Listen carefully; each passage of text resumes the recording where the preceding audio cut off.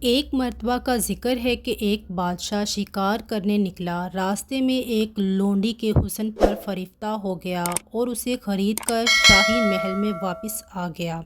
شکار کرنے گیا تھا مگر خود لونڈی کا شکار ہو گیا۔ یہ لونڈی پہلے ہی سمرقند کے ایک سونار کے لڑکے پر عاشق تھی۔ بادشاہ کے یہاں آ کر اس کی جدائی سے گھلنے لگی اور عشق کی بیماری سے اتنی دبلی اور لاغر ہو گئی کہ ہڈیوں پر صرف کھال باقی رہ گئی۔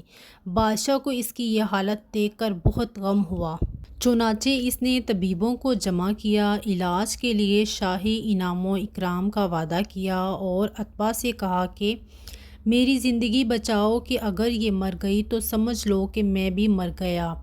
طبیبوں نے انشاءاللہ کہے بغیر دعویٰ کیا کہ ہم بہت جلد اس بیمار لونڈی کو اچھا کر دیں گے۔ چنانچہ اس کی لاغری کو دور کرنے کے لیے علاج معالجہ شروع ہوا مگر مرض بڑھتا گیا جوں جوں دوا کی، اور اس کی ہر دوا الٹا اثر کرنے لگی۔ اس لیے کہ جب بیمار کی قضا آتی ہے تو طبیب بھی بے وقوف ہو جاتا ہے اور اس کی دوا بھی اپنے نفع میں الٹا راستہ اختیار کرتی ہے، چنانچہ بجائے شفا کے الٹا نقصان پہنچاتی ہے۔ باندی کو بطور علاج سکنجبین دیا گیا تو اس سے صفرا بڑھ رہا تھا اور روغن بادام بجائے فائدہ کے الٹا خشکی میں اور اضافہ کر رہا تھا، یعنی ہر دوا مخالف ہو رہی تھی، علاج کا ہر طریقہ ناکارہ ثابت ہو رہا تھا۔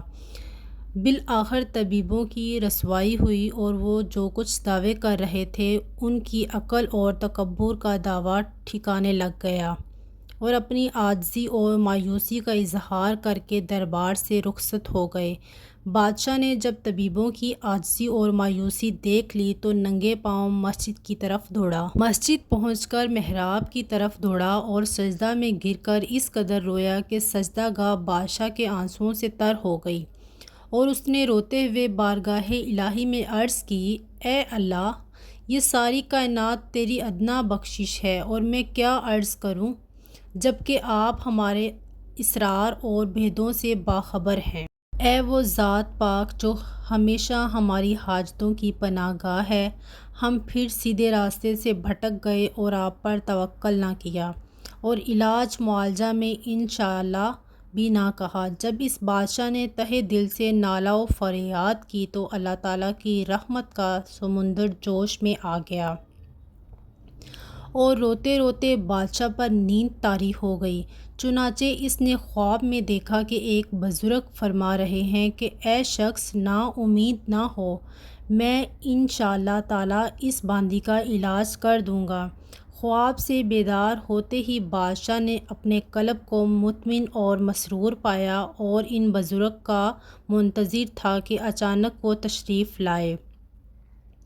بادشاہ آگے بڑھا اور دوڑ کر ان بزرگ کا بسط احترام و استقبال کیا۔ اس کے بعد اس شیخ کامل نے اس لونڈی کا قرورہ دیکھا اور نبض دیکھی۔ نبض پر ہاتھ رکھ کر ہر شہر کا نام لینا شروع کیا۔ جب سمرقند کا نام لیا تو اس کی نبض کی حرکت تیز ہو گئی۔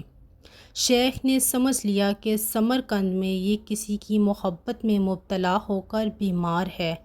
بیماری کچھ تھی اور علاج کچھ ہو رہا تھا۔ پھر شیخ کامل نے کسی طرح اس لونڈی سے راز معلوم کر لیا کہ وہ سمرقند کے ایک زرگر پر عاشق ہے۔ شیخ نے بادشاہ کو حکم دیا کہ وہ اس کو حاضر کرے۔ چنانچہ اسے دنیاوی دولت کے لالچ پر طلب کیا گیا اور چونکہ شیخ کامل طبیب کامل بھی تھے، انہوں نے اس شخص کو ایسی دوائیں دیں جس سے اس شخص کا حسن جاتا رہا اور اس لونڈی کے سامنے پھر اس کو پیش کیا۔ چونکہ اس کی صورت کافی بری اور مکروہ ہو چکی تھی، اسے دیکھتے ہی لونڈی کا عشق جاتا رہا اور وہ اس کے عشق کی بیماری سے شفا پا گئی اور تندرست ہونے لگی اور کچھ ہی دن میں بالکل صحت یاب ہو گئی۔ چونکہ اس لونڈی کی بیماری محض صورت پرستی تھی، اس لیے صورت کے بگڑنے سے آہستہ آہستہ عشق بھی زائل ہو گیا اور شفا پا گئی۔ مولانا روم رحمۃ اللہ علیہ فرماتے ہیں کہ یہ حقیقت ہے کہ جو عشق صرف رنگ و روپ کی خاطر ہوتا ہے وہ دراصل عشق نہیں ہے بلکہ فسق ہے، اور اس کا انجام شرمندگی اور رسوائی کے علاوہ کچھ نہیں ہوتا، کیونکہ مرنے والوں کا عشق پائیدار نہیں ہوتا، اس لیے کہ محبوب جب فانی ہے اور اس نے مر جانا ہے تو فانی چیز کا عشق بھی فانی ہوتا ہے، جبکہ اللہ تعالیٰ جو ہمیشہ زندہ ہیں اور فنا سے پاک ہیں، ان کی ذات کے ساتھ عشق بھی ہمیشہ رہنے والا اور ہمیشہ غنچہ اور پھول سے بھی زیادہ تر و تازہ رہتا ہے۔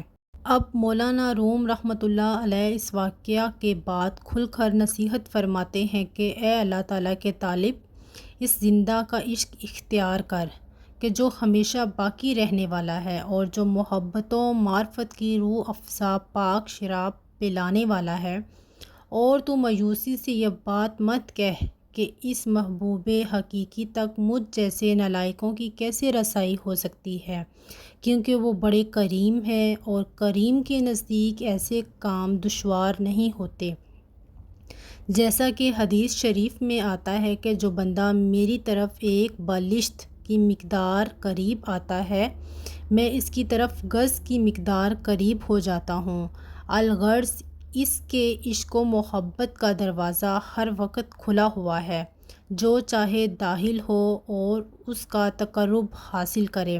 مرشد مولانا عارف باللہ حضرت مولانا شاہ حکیم محمد اختر صاحب فرماتے ہیں کہ یہ قصہ ہم سب لوگوں کے حال کے عین مطابق ہے، چنانچہ ہماری روح کو نفس پر بادشاہ بنایا گیا ہے تاکہ روح نفس سے اللہ تعالیٰ کی رضامندی کے مطابق کام لے کر جنت کا انعام حاصل کرے، مگر نفس جو روح کی لونڈی ہے وہ دنیاوی لذتوں پر عاشق ہے، جس کے سبب روح کی اطاعت سے منہ موڑتی ہے، اور عموماً اس ماحول اور اس معاشرہ کے اتباع ناقص ہیں جو اس کے علاج پر قادر نہیں۔